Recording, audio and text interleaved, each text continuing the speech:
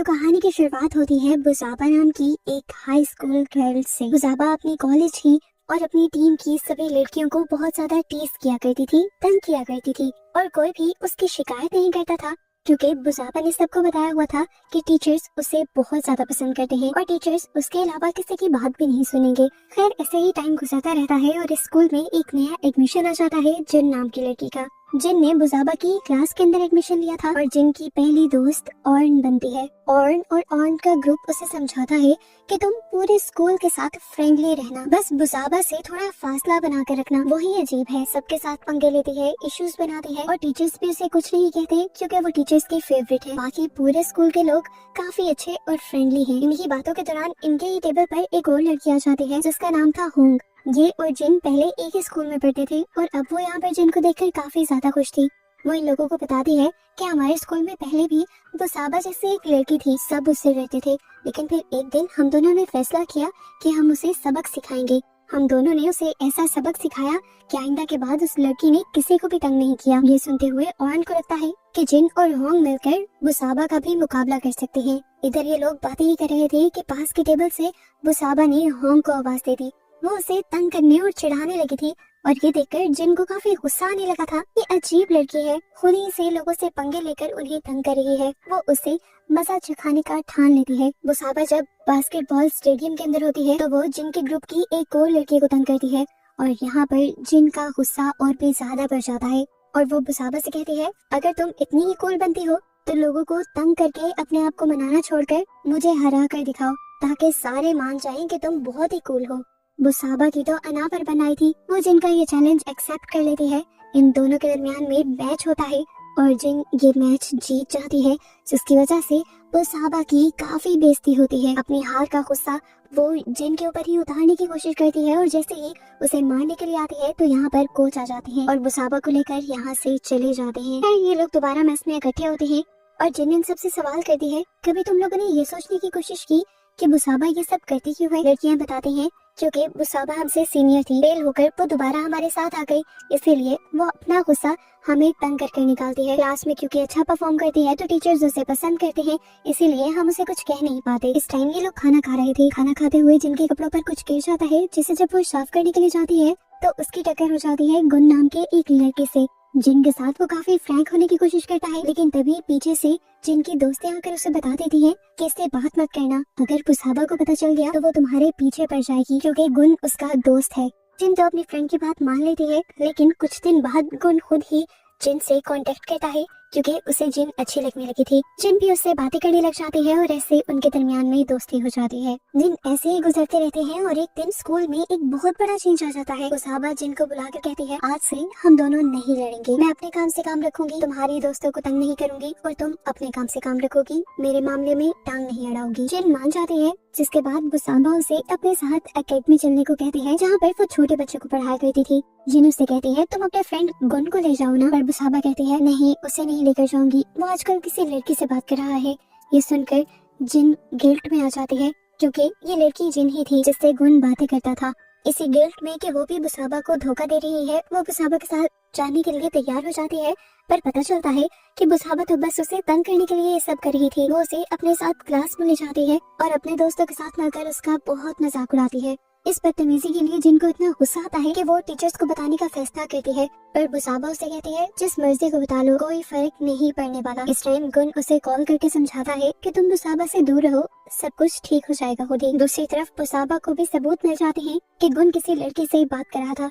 ये सबूत ले जाकर वो गुन को दिखाती है और ऐसे गुन और बुसाबा के दरमियान में लड़ाई शुरू हो जाती है। गुन को तो अभी ब्रेकअप करने का बस मौका चाहिए था, क्योंकि वो पहले ही बुसाबा से तंग आ चुका था, इसीलिए वो ब्रेकअप कर लेता है। इस चीज से बुसाबा को इतना गुस्सा आ जाता है कि वो गुन को ही पीटने लग जाती है और कोच आकर बुसाबा को रोक लेते हैं। बुसाबा की भी सच्चाई सभी लोगों के सामने आ जाती है कि वो अच्छी लड़की नहीं है बल्कि एग्रेसिव है। इसी वजह से स्कूल मैनेजमेंट भी ये फैसला करती है कि बुसाबा को स्कूल से निकाल दिया जाएगा और इस चीज का गुस्सा बुसाबा को और ज्यादा आ जाता है।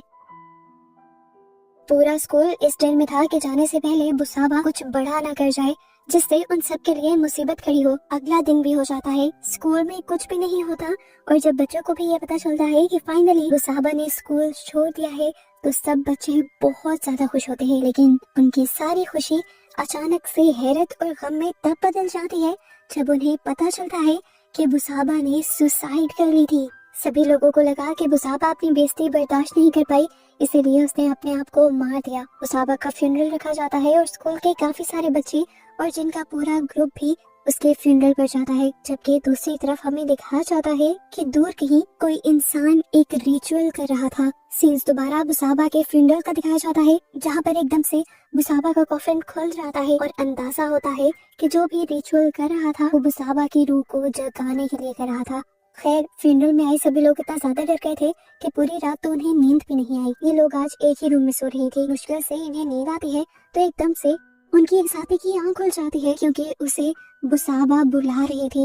एकदम से चेयर भी उसकी तरफ मुड़ती है जैसे उसके ऊपर बुसाबा बैठी हुई हो, और वो लड़की चिल्लाने लग जाती है। ये तीनों लड़कियां उसे काम डाउन करती हैं और दोबारा सुला देती हैं, ये कहते हुए कि बुसाबा यहाँ नहीं आ सकती, वो मर चुकी है। खैर, अगले दिन ये लोग स्कूल में चले जाते हैं और बास्केटबॉल ग्राउंड में जाकर इन्हें पता चलता है कि वहाँ किसी ने बहुत सारा कचरा फैला दिया था। देखने पर पता चला कि ये कचरा काले जादू का सामान था। इस सारे सामान को साफ करने से पहले स्वीपर भी बहुत ज्यादा डर रही थी, क्योंकि काले जादू के इस सामान के जरिए किसी भी सोल को बुलाने का काम किया जाता है। स्वीपर की बात सुनकर ये चारों लड़कियां बहुत ज्यादा डर जाती हैं, लेकिन खैर इन लोगों का प्रैक्टिस का टाइम हो गया था तो ये लोग प्रैक्टिस करना शुरू कर देती हैं। खेलते हुए ही जिनकी एक दोस्त को बुसाबा की सोल दिख जाती है और ये देखकर वो इतना डर जाती है कि यहाँ तक कि बेहोश हो जाती है।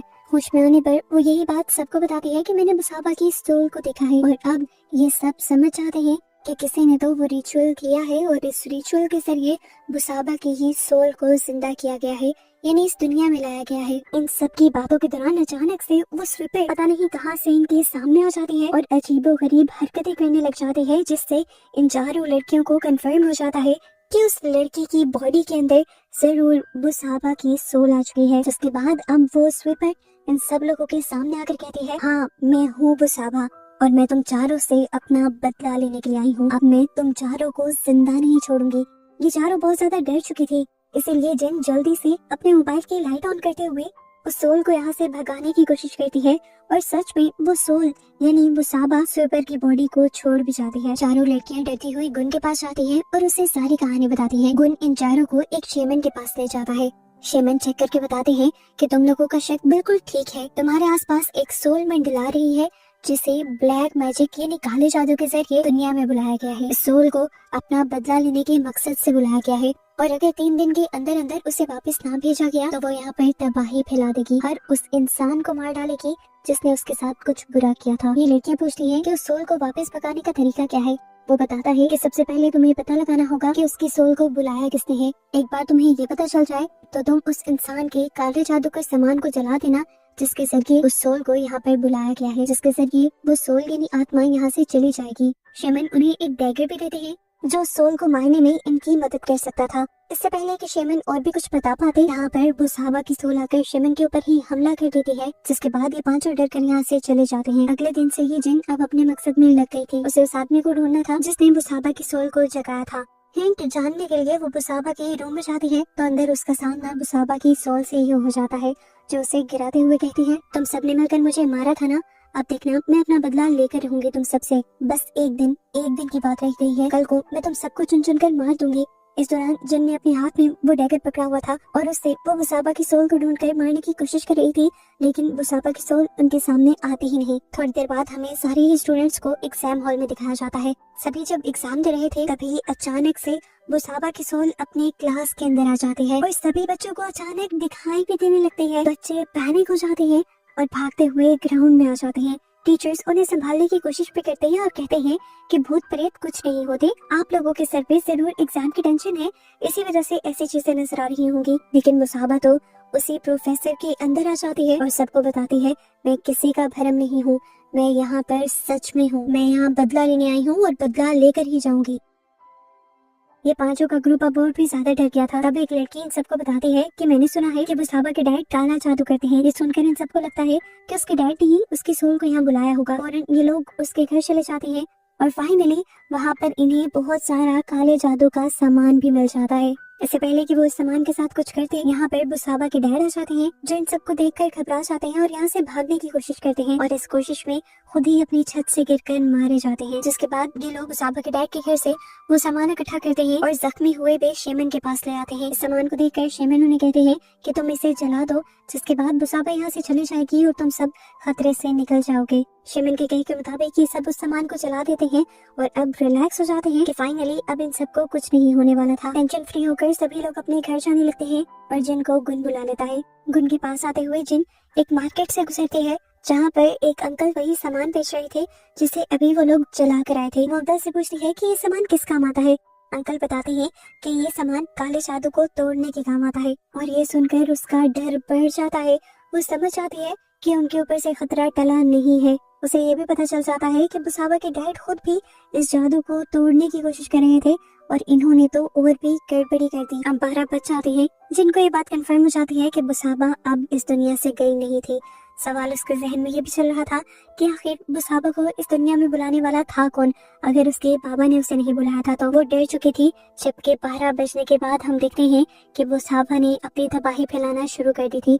उसने सबसे पहले उस शेमन को तड़पा कर मारा जिसको वो पहले बुरी तरह जख्मी कर चुकी थी। जिसके बाद बुसाबा जाती है अपनी दूसरी दोस्त के पास और उसको भी तड़पा कर मार देती है और अगला शिकार बुसाबा बनाती है अब गुन को अपनी गाड़ी में अपने पीछे कोई महसूस होता है, लेकिन वो समझ नहीं पाता कि ये कौन था। डरते हुए वो यहाँ से बाहर निकलने की कोशिश करता है और जिन भी गाड़ी खोलने की बहुत कोशिश करती है, पर जिन गुन को गाड़ी से बाहर निकालने में कामयाब नहीं होती। बुसाबा अपने आप को गुन को रिवील कर देती है और गुन डर जाता है, अपने होशो हवास खो बैठता है। बुसाबा उसकी गाड़ी को अपने कंट्रोल में ले लेती है और उसका एक्सीडेंट करके उसे मार देती है। और अब बचे थे 3 लोग। जिन भी अब डरी हुई थी क्योंकि उसे लग रहा था कि अगला शिकार वो बनेगी या उसकी दोस्तें। वो अपने दोस्तों को ढूंढने लग जाती है, लेकिन यहाँ हम देखते हैं उसकी दोस्तें पहले ही बास्केटबॉल ग्राउंड में बैठकर प्रेयर कर रही थी और अपनी साथी से कहती है कि हमें बाकी सबको भी बुला लेना चाहिए, पर वो बताते हैं कि बाकी सब मारे जा चुके हैं, हम दोनों ही बचे हैं और अब हमें बुसाबा की सोल की आजादी के लिए प्रे करनी होगी। और हैरान हो जाती है कि ये लड़की क्या कह रही थी। वो कहती है मैंने गलत तो नहीं कहा, उन सबके साथ होना भी ही चाहिए था। याद नहीं क्या कि तुम लोगों ने उस रात बुसाबा के साथ क्या किया था। सीन्स फ्लैशबैक में जाते हैं और हमें दिखाया जाता है एक बड़ा ट्विस्ट कि बुसाबा ने सुसाइड नहीं की थी बल्कि उसे मारा गया था। जिस दिन उसे स्कूल से निकाला गया था उसे बहुत ज्यादा गुस्सा आ रहा था। वो इस सबका जिम्मेदार जिन को समझ रही थी। उसके सर पर तो जैसे कोई भूत सवार था। वो जिन को मारने के लिए उसकी तरफ बढ़ती है तो जिन बचाव में उसे धक्का दे देती है। बुसाबा जाकर रेलिंग से टकराती है और उसका सर फटने पर उसकी मौत हो जाती है। जब इन सबको पता चलता है कि बुसाबा मर गई तो ये सारे पैनिक हो जाते हैं। ये सारे बच्चे इसलिए भी डर गए थे कि इन्हें अब मर्डरर समझ लिया जाएगा। अपनी इसी सच को छुपाने के लिए ये लोग प्लान करते हुए एक वीडियो बनाते हैं जिसमें ये जाहिर हो रहा था कि बुसाबा ने सुसाइड, जिस वीडियो की वजह से ये सारे बुसाबा के मर्डर के इल्जाम से बच गए थे। अब ऑर्न होंग से कहते हैं तुम हमारे दोस्त हो, उसके बावजूद तुम बुसाबा के साथ क्यों दे रही हो। होंग कहती है क्योंकि मैं बुसाबा को पसंद करती थी, तुम लोगों को ये बात नहीं पता थी और तुम लोगों ने बुसाबा को मार दिया जिससे मुझे बहुत दुख हुआ और मैंने ही बुसाबा की सोल को अब इस दुनिया में बुलाया है ताकि वो तुम सब से अपना बदला ले सके। हॉर्न अब ऑर्न को भी मारने लगती है बुसाबा के लिए और इसी टाइम यहाँ पर बुसाबा भी आ जाती है। जिन अपनी दोस्त को बचाने की भी कोशिश करती है पर वो नहीं बचा पाती और तब बुसाबा उसे कहती है तुम्हें क्या लगता है मैं तुम्हें छोड़ दूंगी या आसानी से मार दूंगी। ऐसा नहीं होगा जिन, तुम्हारे से तो मैं अच्छा बदला लूंगी। मैं अब तुम्हें मारकर तुम्हारी बॉडी के अंदर जिंदा रहूंगी, अपनी लाइफ जीऊंगी जो जीने का मुझे हक था और आखिर तुम मारी जाओगी। उसके ये कहते ही ये सीन यहाँ पर कट हो जाता है और हमें कुछ अरसे बाद का सीन दिखाया जाता है। स्कूल में सबको ये लग रहा था कि उस दिन वो चारों दोस्त किसी न किसी एक्सीडेंट में मारे गए थे। अब जिन के ग्रुप में जिन और उसकी बस एक और साथी बची थी, लेकिन सारे इस हकीकत से अनजान थे कि जिन भी जिंदा नहीं थी। जिनके अंदर बुसाबा ही थी जो आज भी इन सबको तंग करती थी। ये मूवी यहाँ खत्म हो जाती है।